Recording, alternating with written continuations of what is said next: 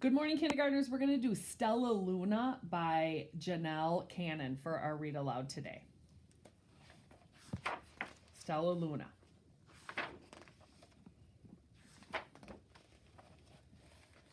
In a warm and sultry forest far, far away, there once lived a mother fruit bat and her new baby. Oh, how Mother Bat loved her soft, tiny baby. "I'll name you Stellaluna," she crooned. Each night, Mother Bat would carry Stellaluna clutched to her breast as she flew out to search for food. One night, as Mother Bat followed the heavy scent of ripe fruit, an owl spied her. On silent wings, the powerful bird swooped down upon the bats. Dodging and shrieking, Mother Bat tried to escape, but the owl struck again and again, knocking Stellaluna into the air. Her baby wings were as limp and useless as wet paper. Down, down she went, faster and faster into the forest below. The dark leafy tangle of branches caught Stellaluna as she fell. One twig was small enough for Stellaluna's tiny feet. Wrapping her wings about her, she clutched the thin branch, trembling with cold and fear. "Mother!" Stellaluna squeaked. "Where are you?" By daybreak, the baby bat could hold on no longer. Down, down again she dropped. Flump!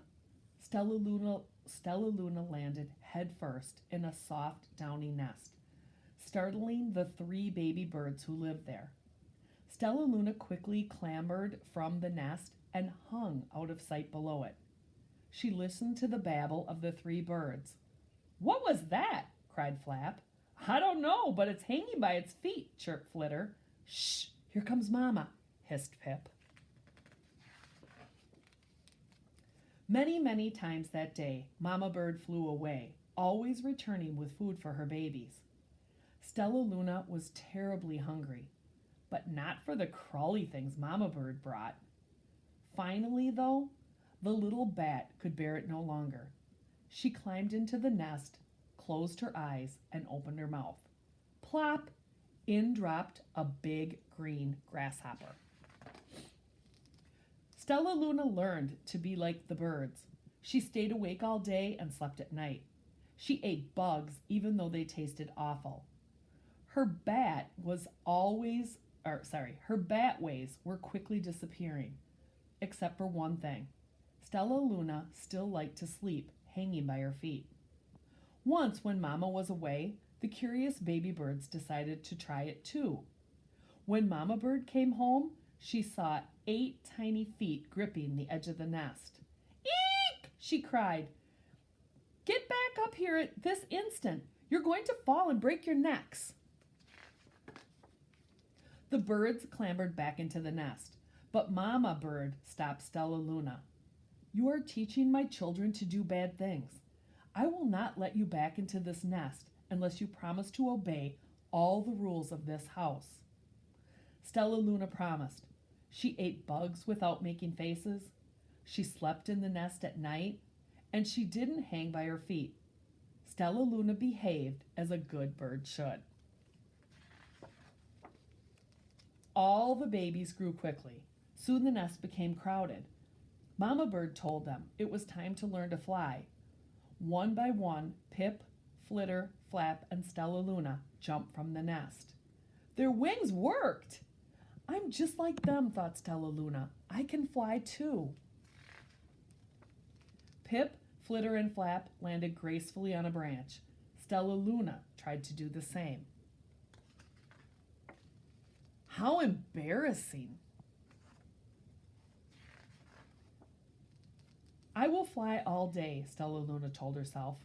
"Then no one will see how clumsy I am." The next day, Pip, Flitter, Flap, and Stellaluna went flying far from home. They flew for hours, exercising their new wings. "The sun is setting," warned Flitter. "We had better go home, or we will get lost in the dark," said Flap. But Stellaluna had flown far ahead and was nowhere to be seen.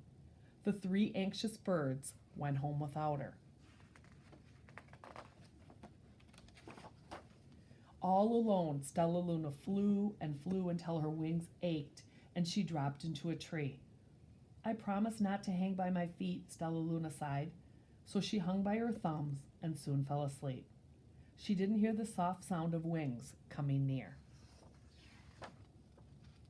Hey, a loud voice said, why are you hanging upside down? Stellaluna's eyes opened wide. She saw a most peculiar face. I'm not upside down, you are, Stellaluna said. Ah, but you're a bat. Bats hang by their feet. You are hanging by your thumbs, so that makes you upside down, the creature said. I'm a bat? I am hanging by my feet? That makes me right side up. Stellaluna was confused. Mama Bird told me I was upside down. She said I was wrong. Wrong for a bird, maybe, but not for a bat. More bats gathered around to see the strange young bat who behaved like a bird.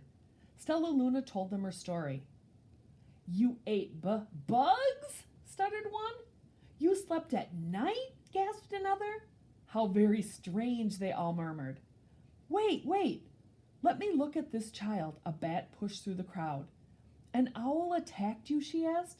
Sniffing Stellaluna's fur, she whispered, You are Stellaluna. You are my baby. You escaped the owl, cried Stellaluna. You survived? Yes, said Mother Bat, as she wrapped her wings around Stellaluna. Come with me, and I'll show you where to find the most delicious fruit. You'll never have to eat another bug as long as you live. But it's nighttime, Stellaluna squeaked. We can't fly in the dark, or we will crash into trees. We're bats, said Mother Bat. We can see in darkness. Come with us. Stellaluna was afraid, but she let go of the tree and dropped into the deep blue sea. Stellaluna could see. She felt as though rays of light shone from her eyes. She was able to see everything in her path. Soon the bats found a mango tree, and Stellaluna ate as much of the fruit as she could hold. I'll never eat another bug as long as I live, cheered Stellaluna as she stuffed herself full. I must tell Pip, Flitter, and Flap.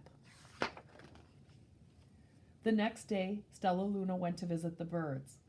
Come with me and meet my bat family, said Stellaluna. Okay, let's go, agreed Pip. They hang by their feet and they fly at night and they eat the best food in the world, Stellaluna explained to the birds on the way. As the birds flew among the bats, Flap said, I feel upside down here. So the birds hung by their feet. Wait until dark, Stellaluna said excitedly. We will fly at night. When night came, Stellaluna flew away. Pip, Flitter, and Flap leapt from the tree to follow her. I can't see a thing, yelled Pip. Neither can I, howled Flitter. Aye, shrieked Flap.